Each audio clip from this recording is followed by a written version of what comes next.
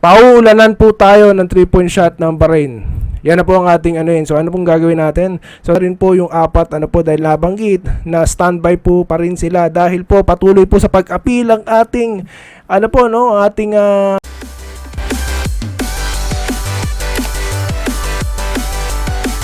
ayan, so welcome back po no dito sa Doy TV Sports at tayo po ngayon ay nandito po no sa pangalawang bahagi ng ating pag-uusap.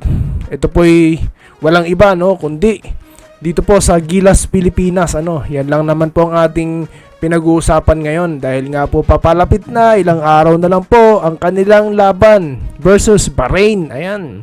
So yan po ang ating pag-uusapan tungkol po sa Bahrain dahil sila pong ating unang makakalaban. At bago po yan, allow me to thank you guys ano po sa inyong patuloy na pagtangkilik sa pamamagitan ng inyong pong pag-like and pag-subscribe. Ayan, nauutal pa ako. Kasi nga po, kung napapansin nyo, marami po tayong channel na ang lalaki ano po. Pero kahit paano, kahit maliit pong ating channel, patuloy pong nakikisabay. Ayan, yan, dahil po yan sa inyong pong pag-like at pag-subscribe mo. Sa mga nag-subscribe na po, maraming salamat po. At sa mga natripan, nagustuhan, natuwa, baka naman po, pwede pong makapag-like and subscribe po dito po sa ating channel. Okay, so yun nga po, pangalawang bahagi, medyo nabitin tayo po sa ating ginawa pong content, sa ating pong kaka-upload kahapon. Kaya nga po medyo nabitin tayo, marami po akong gustong sabihin, ayan. So, ang mga yun po tungkol po dito sa posible pong mangyari sa laban na yan sa 26 ng Setyembre diyan po sa China. At kaya nga po nabanggit po natin sa ating nakaraang content na nung Sabado po kahapon sila po ay nag-practice at nag-viewing po sila ng laro netong Bahrain. Ayan, so para naman po sa atin ang ating scouting report, Doy TV scouting report sa Bahrain. Kasi nga po dito, ina-anticipate po natin yung gagawin po ng kalaban. Katulad po ng ginawa po natin nung tayo po ay sinusubaybayan ang laban po ng ating Gilas Pilipinas nung nakaraan pong World Cup dyan po sa ating bayan. At kahit papaano naman po tumatama ang ating mga prediksyon ng mga posibleng gawin po ng mga kupunan at nung mga dapat po nating gawin pero ilan lang din po doon ang natutupad, katulad po ng ating po sinabi noon na si Terence tuloy na si Abando na dapat sana nabigyan siya ng malaking minutes, pero tignan nyo naman sa kakaunting minuto na pinagkaloob sa kanya, pinakita niya kung gaano siya talaga kalakas, gaano siya ka-athletic, at napansin talaga nating lahat Kaya nga sabi ko sa isip-isip ko, bakit sa mga huling laro nila ginamit pero anyway, tapos na po yan. Ang gusto ko lang mo sabihin dito yung mga observation po natin na sinasabi po natin dito nagkakatotoo po.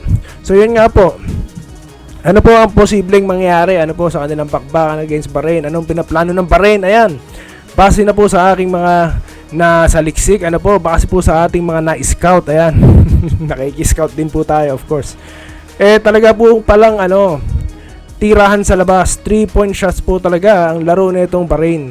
Kaya nga po meron sila dyan, nabanggit po natin na meron sila pong player dyan na nagngangalang Rashid, Mr. Rashid, na tumira po ng 10 beses at pumasok 10 3-point shots po. Hindi po biro yan, malaalan kay Dick po nung panahon niya, At yan po ang ating inaabangan, at hindi lamang po siya pati rin po ang nabanggit natin na naturalized player nila na naglaro po sa atin dyan sa PBA sa 3 koponan, at yan po ay si Wayne Chisholm. Ayan, 6'8 forward na mayroon din pong tira sa labas, kaya hindi lang po sa lobby ito magpa-penetrate, pati na rin po sa labas. Kaya nga po mangyayari dyan, lahat sila nasa labas, kaya mahirap pong yan, mahirap pong depensahan yan, lalo na napaulat na sila po may nakapag-tip po sa atin, athletic team po ito at hindi sila ganoon kalaki ngayon, which is unusual daw po sa isang Middle East team na na ganoon po ang height.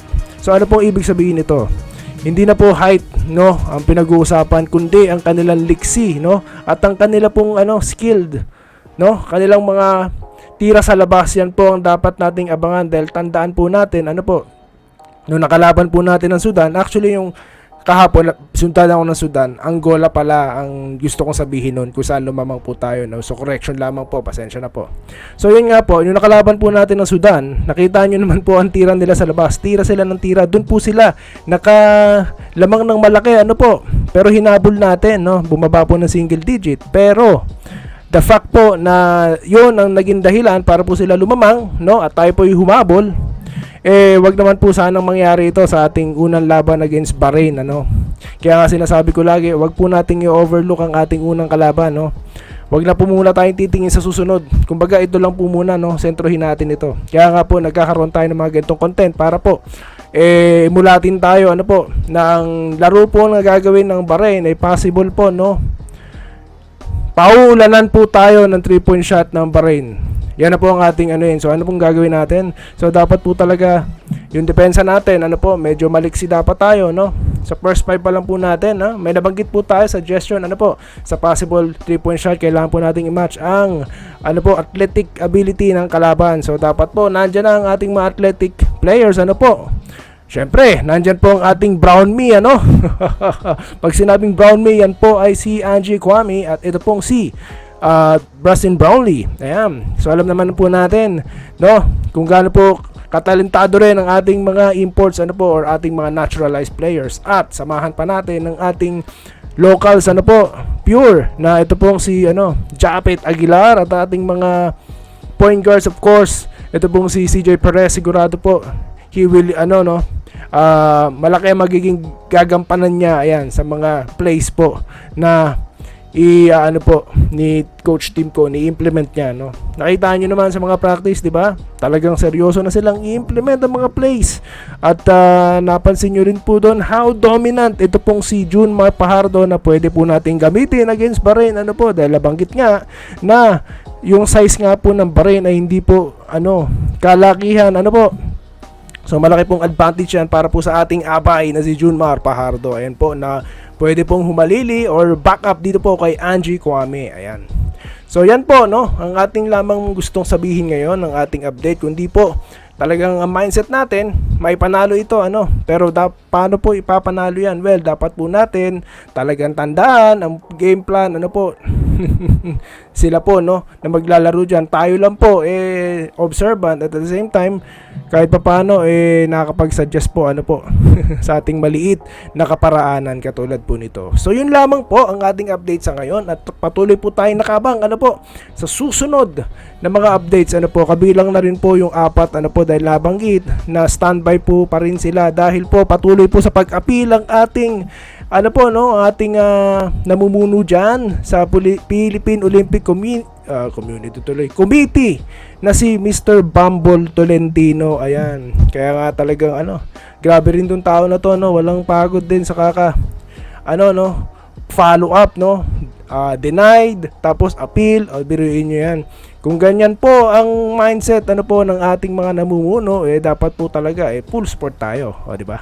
So yun lamang po, at maraming salamat pong muli, kung di nyo lang po alam, kung gaano po tayo kasaya sa oras po na minomonitor po natin ang subscriber count, wow, ang dami na. Gayon din po mga nagla-likes, kaya maraming salamat po sa inyong lahat, at magkita-kita tayo muli sa mga susunod na video content at Gilas updates dito lamang po sa Doy TV Sports. Maraming salamat po sa inyong panonood. Salamat po sa panonood. Subscribe na para sa mga susunod na basketball at boxing videos.